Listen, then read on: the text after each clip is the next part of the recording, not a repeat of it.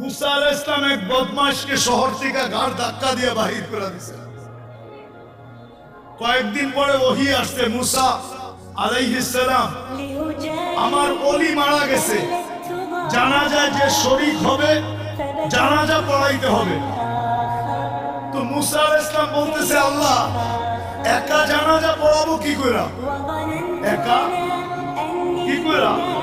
আল্লাহ চুষে চলে আসছে যে মুসা, আমার বন্ধুর জানাজায় যে শরীক হবে আমি তার গুনাহ মাফ করব, আমি তার গুনাহ। এই সুযোগকে হাতছাড়া করে চলছে বনি ইসরাইল, যা দেখে জঙ্গলে পড়ে আছে ওই পুরান বদমাশ যাকে মুসা আলাইহিস সালাম বাহির করে দিয়েছেন। আর বনি ইসরাইল ছিল একটু গারতারা জাতি, গারতারা বুঝেন, রোগ একটা বেকা আর কি। মুসা আলাইহিস সালাম বলতেছে, মুসা জীবন বহুত খেলা তো দেখাই না, এটা কি শেষ খেলা? বদমাশ আবার উনি হলো কবে? আর মুসা আলাইহিস সালাম কাকে জিজ্ঞেস করবে? উনি ওহির অপেক্ষায় আছে। একটু পরে আল্লাহ ওহি পাঠাইছে, মুসা আলাইহিস সালাম ছিল তো বদমাশ সত্য, কিন্তু ফালাম্মা করুবাল মউত, আরবি শব্দগুলো কিন্তু ভালো মতো শুনেন। ফালাম্মা করুবাল মউত, যখন মউত একবারে সন্নিকটে চলে আসছে, রাআ ইয়ামিনা ওয়া শিমালা, ডাইনে দেখছে বামে দেখছে, আমামা ওয়া ওয়ারাআ, সামনে দেখছে পিছে দেখছে, করিবান ওয়া বাঈদা, কাছে দেখছে দূরে দেখছে, ফালাম ইয়াজিদ আহাদ, কাউকে পায় না মনের কথা বলার জন্য। ফালাম্মা রাআল উফুক, আকাশের দিকে তাকায়া বলতেছে, ইয়া আল্লাহ তাবারক ওয়াল্লাহ, গুনাহে যার ক্ষতি সাধিত হয় না, ওয়ালা তানকুসুল মাগফিরা, মাফ করলে যার ভান্ডারে কমে না, ফাআরবা আমুতু ফরিদান ওয়াহিদা, দেখ আমি একা জঙ্গলে পড়া বসতেছি, ওয়া আনতা কুনতা আনতাল গফুরুর রহিম, আর আপনি বলতেছেন আপনি গফুরুর রহিম, যদি মাফ না করলেন তো আমার লাভ হইল, তো হইলটা কি? আপনার এই নাম দিয়ে আমার কি লাভ হইল? আল্লাহ বলতেছে, মুসা ইসআল বনি ইসরাইল মাদা উজিব, ও মুসা তুমি বনি ইসরাইলকে জিজ্ঞেস করো আলাইহিস সালাম আমি কি জবাব দিব? তো বনি ইসরাইল চিৎকার দিয়া বলতেছে, সাদাক্তা ইয়া রব, আপনার সিদ্ধান্ত সঠিক। এই কথা বলার পরে আপনার জবাব তো এটাই আসে যে আমি মাফ করে দিলাম। আজকের রাত্র হলো ওই রাত্র, শুধু ঘোরাঘুরির রাত্র না। একটা কোনায় বসেন, নির্জনে একা একা বসো যুবক, তোমার যৌবন বড় দাম। আমি তোমাদের পায়ে হাত দিতেছি, আমি জানি তোমাদের যৌবন কত দাম, তোমরা আল্লাহর কাছে কত দামি হতে পারো আমি জানি। ওই সময় আমার হাতে নাই, আমি তোমাকে একটা একটা দেখাইতে পারি যে তুমি আল্লাহর কাছে কত দামি হতে পারো। একটা শুধু দেখাই, একটা, তুমি অতটুক দামি হইতে পারো যে আল্লাহ তোমাকে দেখাবে আর ফেরেশতাদেরকে ডাইকা বলবে, ইন্নী উবাহি বিহিল মালাইকা, এই যুবককে নিয়ে আমি তোমাদের উপরে গর্ব করি, গৌরব করি। কে বলবে? কে বলবে? কে বলবে? কোন আল্লাহ? কোন আল্লাহ? আল্লাহর পরিচয় তো জানি না, আল্লাহর পরিচয় তো জানি না। ওই যে যাও, ওই এইখান দিয়ে বাহির হোক, আর এই পাশেই দেখো একটা নেম প্লেট লেখা আছে, প্রথমে নাম লেখা আছে, নিচে ডিজি লেখা আছে, ইসলামী ফাউন্ডেশন। ডিজি হলো তার পরিচয়, পদবী। আল্লাহ নিজের পরিচয় দিয়েছে আল্লাহকে। আমরা তো শুধু বলি আল্লাহ আমাদের রব, বাস। আল্লাহ 99 পদ দিয়া নিজের পরিচয় দিয়েছে, নিজের আল্লাহ বলে আমার আল্লাহ নাম, কিন্তু আমার পরিচয় জানো? আমি কি পদের মালিক? আমি রহমান, আমি রহিম, আমি মালিক, আমি কুদ্দুস, আমি সালাম, আমি মুমিন, আমি মুহাইমিন, আমি আজিজ, আমি জব্বার, আমি মুতাকাব্বিরুল খালিকুল বারিকুল মুসাব্বিরুল গফফারুল কাহ্হারুল ওয়াহ্হাবুর রাজ্জাকুল ফাত্তাহুল আলিমুল কাবিদুল বাসিতুল কাফিরুল রাফিউল মুইসুল মুদিল্লুস সামিউল বাসিরুল হাকামুল আদিলুল লতীফুল খবীরুল হালিমুল আযীমুল গফুরুশ শাকুরুল আলিমুল কবীরুল হাফিজুল মুকিতুল হাসিবুল জালিলুল করিমুর রকিবুল মুজিবুল ওয়াসি আল হাকিমুল ওয়াদুদুল মজিদুল বাঈদুল শাহীদুল আকবর وقيل القوي المتين الوليد الحميد الموصي المبدي المعيد المحيي المميت الحي القيوم الواجد الماجد الواحد الاحد الصمد القادر المقتدر المقدم المؤخر الاول والاخر الظاهر والباطن الولي المتوالي البر التواب المنتقم العفو الرؤوف مالك الملك ذا الجلال والاكرام المقسط والجامع والغني والمغني المانع الدار النافع النور الهادي البديع والباقي الوارث الرشيد الصبور جل جلاله আমি 99 পদের মালিক আল্লাহ। আর তোমাকে নিয়ে করি আমি গৌরব। হায় হায় হায়, সামান্য পদস্থ মানুষের নৈকট্য পাইলে, সামান্য পদস্থ মানুষের নৈকট্য পাইলে মাটি দিয়ে হাঁটতে চায় না। মাটি দিয়ে হাঁটতে খুশির অন্ত থাকে না, গৌরবের অন্ত থাকে না, ঠিক না? কি বলেন? এমনকি ভিজিটিং কার্ড বানাইতে দেরি করে না। ও যুবক, তুমি আল্লাহর কাছে গৌরবময় হবে। শাহজালাল রহমতুল্লাহ আলাইহির কাছে কিন্তু কিছুই ছিল না, শুধু একটা জায়নামাজ ছিল। কি ছিল? কোনো তীর ছিল না, তলোয়ার ছিল না, ঢাল ছিল না, শক্তি ছিল না, কোনো বোম ছিল না, টোম ছিল না। কিন্তু উনি সিলেট বিজয় করছেন না, পারেন কি দিয়া?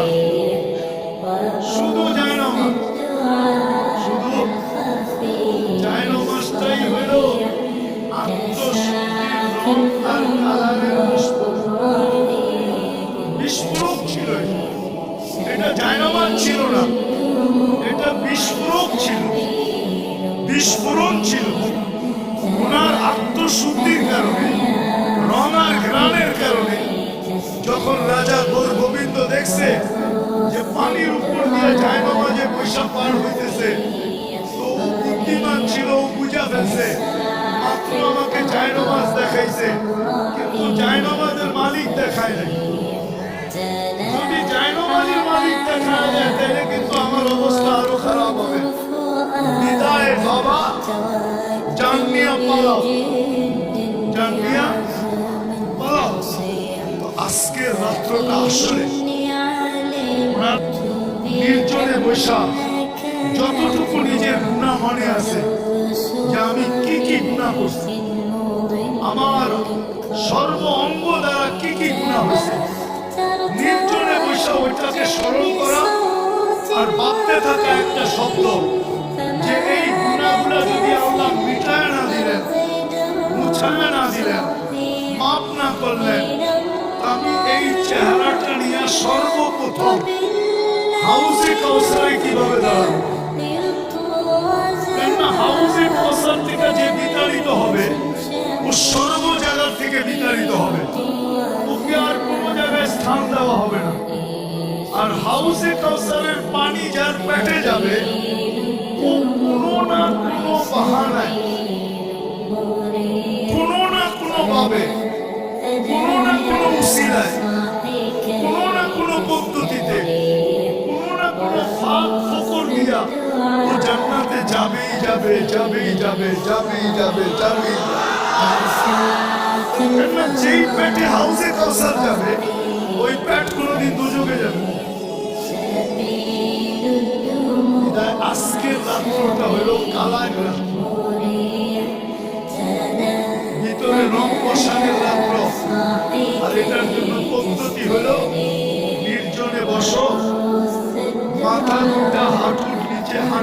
ভিতরে ঢুকায় দাও।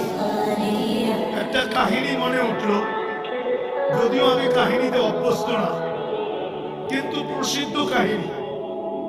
যদি প্রসিদ্ধ না হইতো তাহলে বলতাম না। মসজিদে নববীতে নাকি হাদিসের দর্শ হইতেছিল।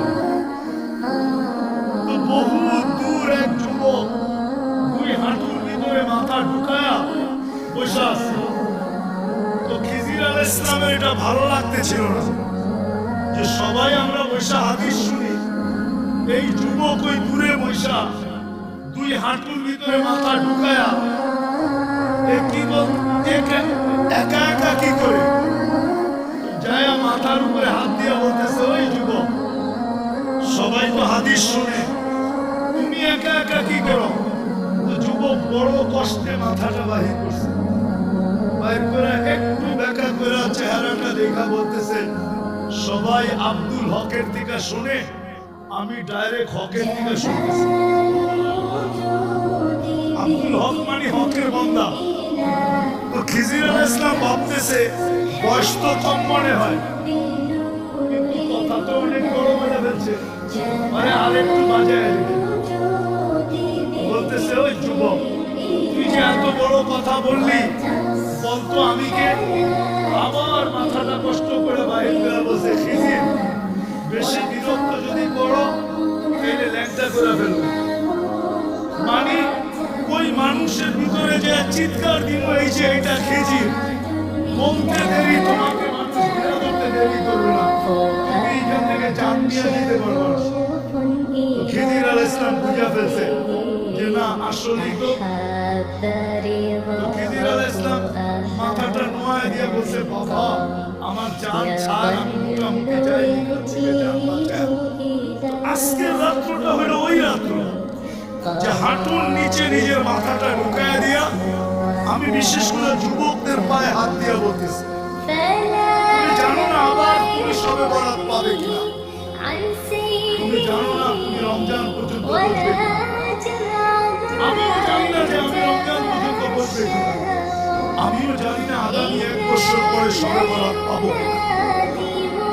আজকের রাত্রটা হলো কালাই রাত্র, নিজেকে রঙিন করো, ঘ্রাণ না নিতে পারো তো কমসে কম তুমি নিজেকে রঙিন করো, হাঁটুর ভিতরে মাথা দুটা ঢুকাও আর নিজের গুনাহগুলোকে স্মরণ করো যে আমি এতটুকু বয়সে কত কত গুনাহ করলাম, ডেলি কতগুলা করি, কতগুলা করলাম, কালকে আল্লাহ যদি আমাকে মাফ না করলো তাইলে আমি কালকে আল্লাহর রাসূলের হাউজে কাউসারে দাঁড়াবো তো দাঁড়াবো কি করে?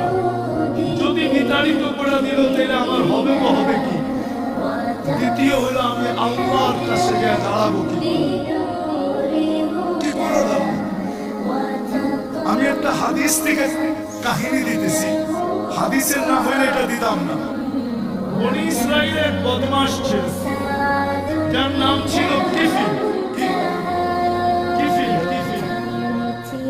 বদমাশ ছিল, সে প্রতি রাত্রে জিনার পিছনে বর্তমান টাকায় 50 থেকে 60 লক্ষ টাকা, এটা তার নেশা ছিল। আল্লাহ তাকে এত টাকা দিয়েছিলেন যে পাহাড় পর্যন্ত তার টাকার সামনে হার মানত। একদিন এক মেয়েকে নিয়ে আসছে, কামরার ভিতরে ঢুকায় বলতেছে, আমি প্রস্তুতি নিয়ে আসতেছি। যখন নিয়ে আসছে প্রস্তুতি দেখে মেয়ে ওজনে কাঁদতেছে, তো বলতেছে, ওই মেয়ে কাঁদিস কেন? আমি তো তোকে টাকা দিয়ে নিয়ে আসলাম, তুই নিজে আমার হাতে ধরা দিলি, আমি তো তোকে জোর করে আনি নাই। মেয়ে বলতেছিল, সত্যি আমি বাজারি মেয়েরা, আর এটা আমার পেশাও না, যে কোনো বিপদের কারণে আমি তোর হাতে ধরা দিতে বাধ্য হয়েছি। কিন্তু কাঁদি কেন জানিস? কালকে এই চেহারাটা আল্লাহকে কি করে দেখাবো? এতটুকু কথা তীর মারলে মনে হয় কিফিলের দিলে এত জোরে লাগবে, এতটুকু কথা এত জোরে লাগছে কিফিল একটা চিৎকার দিয়ে মাটিতে পড়ে গেছে, বলছে, বোন একদিনে তোর এই অবস্থা, এখন পর্যন্ত কর্ম তো ঘটে নাই, নিয়ে আসছি বটে, কর্ম আমার কি হবে? সে একটা চিৎকার দিয়ে মাটিতে পড়ে গেছে আর বলছে, বোন, তোর কথা তীরের চেয়ে বেশি আমার দিলে লাগছে। আমি হাত তো দূরের কথা, তোর গায়ে আঙ্গুলও দিব না, টাকার থৈলি তোকে দিয়া দিলাম, কিন্তু একটা অনুরোধ করতে বলবো না। বলছে, সেই অনুরোধ কি? বলছে, তুই চোখের পানি দিয়ে আল্লাহকে একটু বেড়া দে না, যে আল্লাহ যেন আমার তওবাটা কবুল করে। আমি তওবা করলাম। ওই রাত্রেই কিফিল মারা গেছে। সোনালী অক্ষরে দরজায় লেখা উঠছে, বা ওই জমানার নবীর কাছে পয়গাম আসছে, কদ গফারাল্লাহু লিকিফলিন, আল্লাহ কিফিলকে মাফ করে দিয়েছে। আজকের রাত্রটা হলো ওই রঙিন করার রাত্র।